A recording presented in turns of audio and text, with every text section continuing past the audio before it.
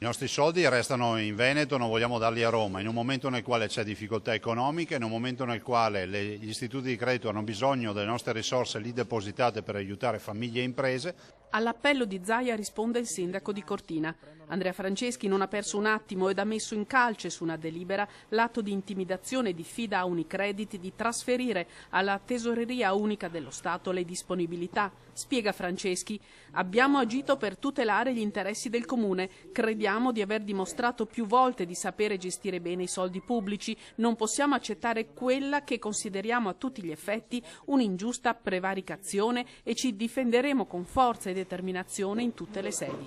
Condivide la battaglia il sindaco di Castellavazzo. Di queste operazioni non ne possiamo più, ci danno indicazioni da fare come sindaci, però non ci danno gli strumenti per attuarle e questa è un'ennesima rapina col patentino romano. Non vuole entrare in questa mischia il sindaco di Belluno. Per Prade è questione di scarsa rilevanza, altri sono i problemi. In fondo Monti non chiede nulla di diverso da quanto era in vigore fino a qualche anno fa e poi se serve a salvare il paese. Abbiamo già dato le nostre delibere di avvio della Tesoreria Unica arriveranno forse dopo quelle di Messina, dopo quelle di Bari, dopo quelle del Piemonte, di Torino, d'altre. Voglio vedere come le attuano loro e noi le attueremo perché sicuramente loro sono molto più bravi di noi a farle.